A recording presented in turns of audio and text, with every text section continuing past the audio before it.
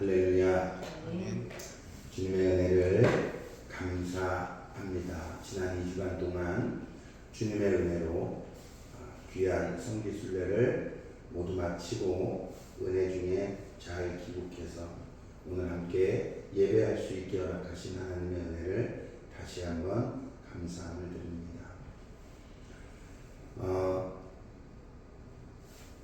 오늘 우리가 읽은 본문 말씀 로마서 10장 9절과 10절 말씀 2절 말씀으로 믿음의 주인이라고 하는 말씀으로 우리가 은혜를 나누고자 합니다. 저희가 이번에 성지순례를 다녀온 코스의 가장 핵심적인 코스는 독일의 중부 도시인 비텐베르크부터 시작해서 아르프루트, 에크프루트, 그 다음에 아이제나흐, 그리고 보름스에 이어지는 장정입니다. 그 길은 우리가 많이 듣고 알고 있는 마틴 루터, 종교개혁의 대부이죠. 마틴 루터의 생애의 출생부터 죽음에 이르기까지의 역사적인 흔적을 돌아볼 수 있었고요. 그리고 또 그 중에 한 곳, 체코의 프라하라고 하는 곳은 까를 대제 4세 때 전 유럽의 수도라고 칭했고 전 유럽의 수도로서 역할을 했던 체코의 프라하라고 하는 도시입니다. 그 도시는 많은 문화적, 예술적 그런 건물들, 그런 내용들이 많이 있습니다만은 특히 이번 성지순례 코스에 들어갔었던 이유 중에 하나는 마틴 루터가 1517년에 종교개혁을 시작을 했었던 그 시대보다 약 100년 전에 이미 체코에서 종교개혁의 선두를 이루었던 양 후스라고 하는 사제가 종교개혁을 시작했던 곳이기도 했습니다. 마틴 루터는 1483년에 우리가 둘러봤던 도시 중에 한 곳인 아이제나흐라고 하는 동네에서 출생을 합니다. 아버지는 농부였고요. 그리고 그 아버지의 총애를 받게 됩니다. 그리고 무럭무럭 자라나서 1505년도에 그렇게도 아버지가 원했던 법률을 공부하는 법조인을 준비하게 되는 법률 공부를 시작하게 됐습니다. 그런데 1505년에 법률 공부를 시작했던 이 마틴 루터가 하루는 친구와 함께 들판을 거닐게 됩니다. 들판을 거닐다가 말로 형용할 수 없는 큰 두려움에 빠지는 사건이 발생을 하는데 그것이 바로 뭐냐면 옆에 걸어가고 있던 친구에게 벼락이 떨어집니다. 그래서 함께 대화를 하고 걸어가던 친구가 마른 하늘의 날벼락이라는 소리가 있죠. 그것처럼 그냥 옆에 걸어가던 친구가 한순간에 잿더미가 되어버립니다. 그래서 그 친구의 죽음을 계기로 1505년 7월 17일 마틴 루터는 인생이 도대체 무엇이며 삶이 무엇이며 신의 존재에 대한 두려움을 깨닫게 됨으로 인해서 아버지는 너무나도 반대했지만 7월 17일 날 에르프루트에 있는 아우구스티누스 수도회에 수도사로 입회를 하게 됩니다. 그리고 그때부터 종교적인 그 심오한 비밀에 이제 심취를 하게 되죠. 그리고 1507년에 그 아우구스티누스 수도회에서 사제의 소품을 받게 됩니다. 그리고 워낙에 법을 공부했던 사람이었기 때문에 그리고 머리가 아주 좋았습니다. 그래서 1507년에 사제 소품을 받았고 1511년에 비텐베르크 신학대학교에 입학을 하게 됩니다. 수도사로서 수도사 생활을 하다가 그러다가 이제 1511년에 신학대학에 입학을 하죠. 그리고 두각을 성적에도 그렇고 뭐 신학에도 그렇고 두각을 비춰서 1512년에 바로 신학 박사 학위를 받게 되고요. 1513년에 성서학 교수로서 비텐베르크 대학의 교수로서 임명이 돼서 함께 교육의 길을 걷게 됩니다. 이제 신학 박사가 됐죠. 그리고 교수가 됐죠. 이미 사제가 됐죠. 그렇게 생활을 하던 루터에게 또 하나의 계기가 일어나는데 그 계기가 바로 뭐냐면 성서학 교수로서 교수 생활을 하던 그 마르틴 루터가 로마를 여행을 하게 됩니다. 그 당시에 로마는 어떤 곳이죠? 그 당시에 로마는 교황이 있는 곳입니다.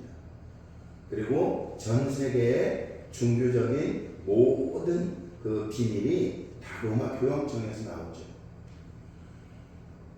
캐톨릭 신자들은 로마를 방문하게 되면 그러면 꼭 방문해야 할 곳이 있었습니다. 그것이 바로 어디냐면 계단 성당이라고 흔히 불려지는데요. 그 계단 성당을 방문을 해서 28개의 계단을 무릎으로 꿇고 그 계단을 올라가는 행위를 해야 합니다. 왜 그 행위를 해야 하냐면 그 28개의 계단을 무릎을 꿇고 거기를 올라가야만이 그래야만이 그 행위, 내가 한 행위로 인하여 죄 사함을 받게 된다라고 하는 로마의 교단법인 거예요. 교리인 거예요. 그래서 마틴 루터는 1505년도에 법률 공부를 하다가 1507년도에 그 법률 공부를 하다가 친구의 죽음으로 자기가 마음을 돌이키고 그리고 수도회에 입회하고 그리고 또 신학대학에 들어가고 또 성당에서 그 학교에서 교수직으로 가르치면서 캐톨릭 종교에 심취해 있던 그 마틴 루터가 어느 날 로마를 방문해서 그 28개의 계단을 내가 이걸 무릎으로 꿇고 올라가면 그러면 나도 구원받을 수 있지. 나도 구원받을 수 있도록 하나님이 도우시겠지. 그렇게 생각하고 올라가던 중에 마틴 루터의 머릿속에 뇌리를 스쳤던 성경 구절이 한 구절이 있습니다. 그 구절이 바로 이 말씀입니다. 함께 읽어보겠습니다. 복음에는 하나님의 의가 나타나서 믿음으로 믿음에 이르게 하나니 기록된 바 오직 의인은 믿음으로 말미암아 살리라 함과 같으니라. 할렐루야. 계단을 올라가던 마틴 루터의 머릿속에 스치고 지나간 로마서 1장 17절에 중에 이 마틴 루터의 머릿속에 바로 뇌리에 박혔던 말씀은 바로 이겁니다. 다시 한번요. 오직 의인은 믿음으로 말미암아 살리라 함과 같으니라. 아멘. 믿음, 즉 구원은 의인은 구원받은 사람을 말씀하는 건데 그 의인의 행위로서 구원받는 것이 아니라 오직 의인은 믿음으로 말미암아 살리라. 계단을 올라가서 무릎으로 꿇고 올라가서 무릎에 피범벅이 되고 내가 고행을 하고 내가 옳은 일을 하고 내가 선한 일로 구제를 하고 내가 교회에 헌금을 많이 내고 내가 교회 봉사를 많이 하고 내가 불쌍한 사람들을 도와주고 내가 어떻게 하는 행동으로 말미암아 구원을 받는 것이 아니라 오직 의인은 믿음으로 말미암아 살리라 함과 같으니라고 하는 이 말씀이 머리에 뇌리에 박히게 됩니다. 근데 여러분 그 당시에는 이 계단 성당을 오르는 무릎으로 올라가는 행위도 있었지만 그 당시에 로마 캐톨릭에 가장 중요하게 유행하고 있었던 것이 바로 무엇이냐? 그게 바로 면죄부라고 하는 것입니다. 이 면죄부는 역사상으로 왜 이 면죄부가 발행되게 되고 이 면죄부가 시작되게 됐느냐? 그 역사적인 이유는 바로 한 가지입니다. 그 당시에 교황이 바티칸에 베드로, 피터, 성자인 베드로 대성당을 짓기 위해서 헌금을 모으기 시작했는데 그게 모자라기 시작한 거예요. 세금으로도 감당이 안 되고 헌금으로도 감당이 안 되니 그 베드로 대성당을 짓기 위한 자금을 마련하기 위해서 로마 캐톨릭 지도부에서 머리를 고안해낸 것이 바로 면죄부라는 것입니다. 이 면죄부는 28개 계단을 올라가는 노력조차도 필요가 없습니다. 그냥 돈을 주고 면죄부, 내 죄를 사해주는 그 종이 쪽지를 사면 되는 거예요. 그러면 내가 어떤 죄를 지었든 앞으로 무슨 죄를 짓든 상관없이 나는 구원받은 구원의 백성이 된다라고 하는 것입니다. 그런데 그것 가지고도 모자라게 되자 또 한 가지 더 나아가서 이 면죄부에 어떤 것을 실어줬냐 하면 내가 사랑하는 죽은 부모, 하나님을 제대로 믿지 않고 또 선한 행위를 제대로 하지 않고 지옥으로 가게 된 너의 부모까지도, 너의 형제들까지도 이 면죄부를 통해서 구원받을 수 있다라고 하는 내용을 담아서 면죄부를 팔기 시작했는데 불티나게 팔리기 시작했습니다. 마틴 루터는 이 여러 가지 교황청에서 행하는 모든 일들, 그 다음에 로마 캐톨릭이 점점 종교성을 잃어가고 정치화되고 그리고 부를 축적하게 되는 그러한 모습을 보면서 자기가 공부하고 자기가 믿었던 하나님과 교황, 즉 로마 카톨릭이 선포하는 그 하나님이 다르다라고 하는 것을 깨닫게 되고, 우리가 잘 알고 있는 1517년 10월 3일에 마틴 루터는 비텐베르크 성당에 95개조의 반박문을 붙이게 됩니다. 그 95개조의 반박문에 나타난 마틴 루터가 이야기하는 반박의 내용이 요약본이 바로 이것입니다. 마틴 루터의 95개조 반박문을 요약한 요약본은 바로 이렇습니다. 1항부터 4항까지는 서론입니다. 왜 95개 조항의 반박문을 내가 만들게 됐는지, 또 그 내용은 대략적으로 요약하면 회개관, 죄를 용서함 받는 것에 대한 회개관에 대한 설명이 거기에 수록이 되어 있습니다. 그리고 5항에서 7항까지 교황의 벌에 대한 통치, 또한 교황은 자신의 고유 결정이나 교회법에 의해서 용서할 수 있다는 겁니다. 즉 사면권이 교황 자신에게 있는 것이 아니라는 거예요. 그러니 교황이 발행한 면죄부도 유효하지 않다는 겁니다. 죄사함은 오직 누구의 이름으로만? 하나님의 이름으로만 받을 수 있다라고 하는 내용을 기록합니다. 그리고 8항부터 29항까지의 내용은 연옥에서 고통받는 자를 위한 면죄부권을 다루고 있는데, 교회 규정에 보면 산 사람에 대해서 있지 죽은 자 가운데에는 없다라는 내용입니다. 즉 구원은 살아있을 때 예수 그리스도를 주로 시인하는 자냐 시인하지 않는 자냐에 대한 규정을 말하고 있지, 죽은 자에 대한 그 구원은 이루고 있지 않다라는 내용을 상세하게 기재합니다. 로마서 95개조 반박문의 30조항부터 55조항까지 살아있는 자를 위한 면죄부라는 내용입니다. 그러니 진정한 참회는 벌을 달게 받는 것이고, 면죄부는 벌을 안 받으려고 한다라고 하는 내용을 담고 있습니다. 56조에서 68항까지의 교회에 대한 보고입니다.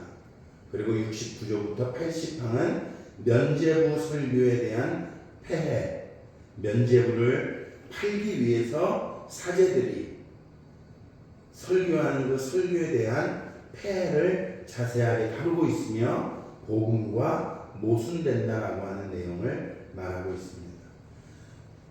81항부터 91항까지는 면죄부 반대에 대한 평신도들의 날카로운 지적을 받고 있다는 내용과 그로 인한 교황의 명예가 실추되고 있는 사실을 기록하고 있으며 92조부터 95조까지는 면죄부에 대한 설교, 면죄부 설교에 대한 주의와 경고, 그리고 그리스도인들은 벌을 피하지 말아라.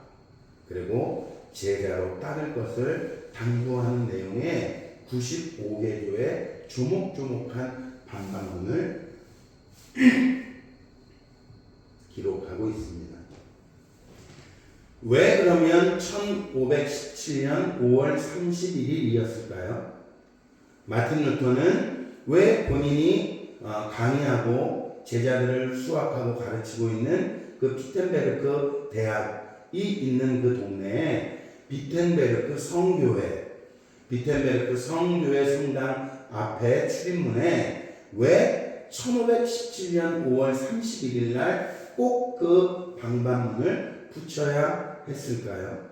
그 이유는 다름이 아닌 11월 1일 그 다음날 비텐베르크의 교황이 비텐베르크 성당 주교에게 아주 막강한 권력을 주었는데, 권한을 주었는데, 그 비텐베르크 성당에 그 다음날 대대적인, 오늘 우리로 말하면 큰 부흥회가 준비되어져 있었습니다. 그 부흥회 강사로는 그 당대에 면죄부를 가장 많이 팔았던 사제가 그 11월 1일 날 그 비텐베르크 성당에 와서 부흥회를 준비하고 있었습니다. 그래서 마틴 루터는 그 전날인 5월 31일 날 이 반박문을 갖다 붙이게 된 것입니다. 그 이후에 마틴 루터는 수많은 어려움들을 당합니다. 여러분, 예수 믿는다는 것은요, 예수를 그리스도로 고백하고 주님이 나와 동행하신다라고 내 입술로 고백하는 것은 그 순간부터 하나님이 나와 동행하시기 때문에 임마누엘의 축복이 나와 함께합니다. 할렐루야. 주님이 나와 동행하시니 나는 임마누엘의 주인공이 되는 거죠. 그런데 여러분, 착각하지 말아야 할 것은 예수님과 동행하는 것 때문에 고난을 받은 사람들의 수많은 기록들이 성경에 있습니다. 예수 믿는 것 때문에, 하나님 똑바로 믿어보자고 하는 것 때문에 수많은 어려움을, 모진 고문을 당하고 모진 아픔을 당했던 사람들의 이야기가 히브리서 11장에 나와 있어요. 마틴 루터도 마찬가지입니다. 그냥 그 당대에 로마 교황청에 그냥 그 교리를 따르고 그냥 면죄부나 조금 팔고, 그리고 아이들에게 그냥 교황청에서 이야기하는 그 교리를 가르쳤으면 마틴 루터는 어려움 당하지 않습니다. 그런데 마틴 루터는 1517년 5월 31일 날 이 95개조 반박문을 붙이면서부터 그에게는 수많은 어려움들이 따라오게 되었습니다.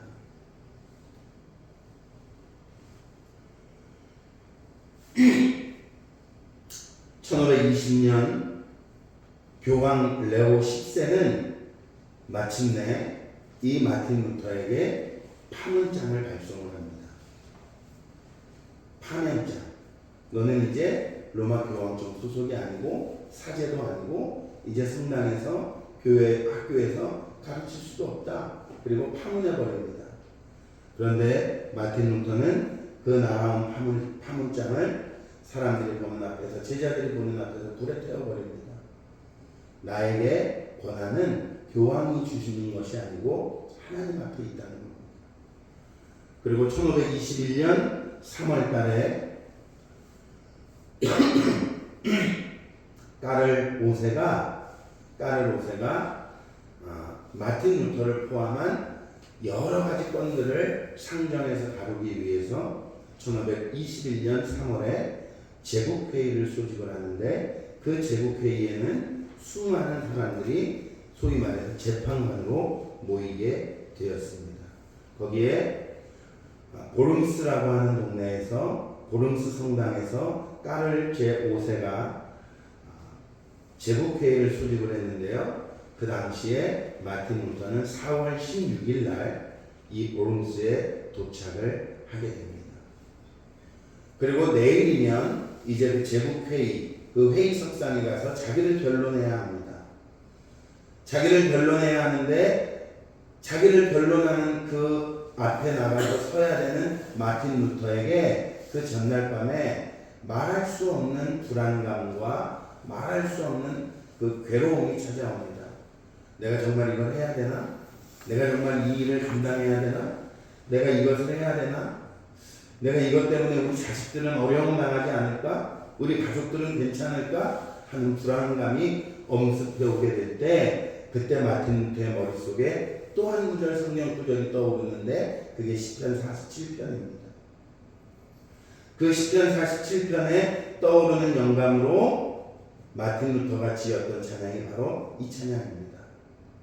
그리고 마틴 루터는 그날 이 찬양을 작사 작곡하고 이 찬양을 부르고 그 다음날 보름수의 제국회의 앞에 가서 자기를 변론합니다. 우리 이 찬양 다시 한번 불러볼까요?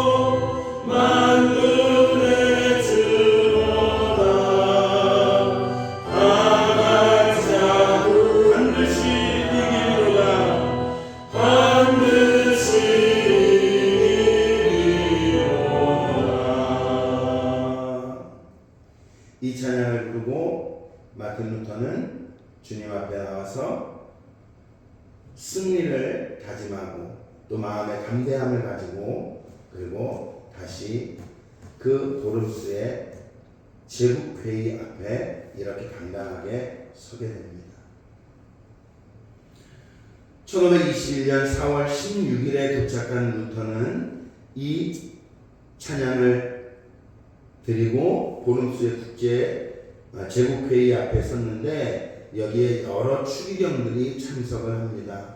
참석자들은 극단적인 교황주의자들 그리고 공정한 신율을 촉구하던 루터의 지지자들 그리고 절충을 통해 문제를 해결하려던 에라스무스 지지자들도 있었습니다.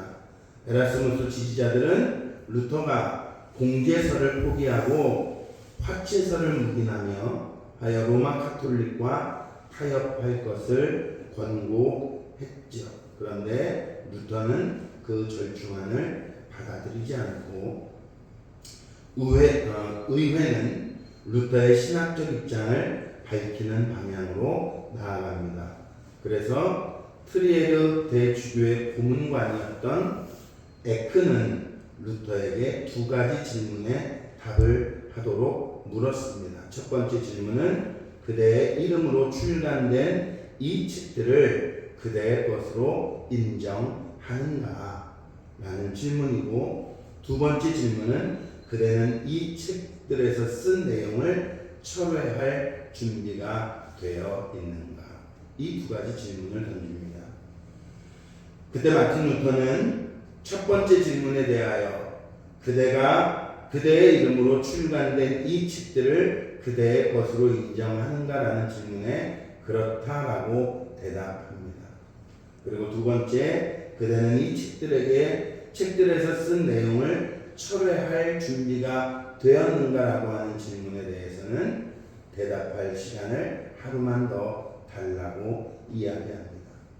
그러면서 제국회의에 모인 많은 심판관들 앞에서 또 다시 중요한 이야기를 합니다.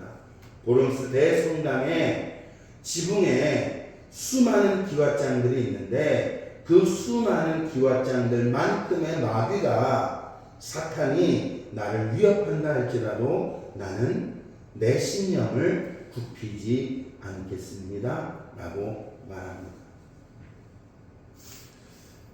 여러분, 우리가 오늘 읽은 본문 말씀, 내가 만일 내 입으로 예수를 주로 시인하며 또 하나님께서 그를 죽은 자 가운데서 살리신 것을 네 마음으로 믿으면 구원을 얻으리니 사람이 마음으로 믿어 의에 이르고 입으로 시인하여 구원에 이르느니라.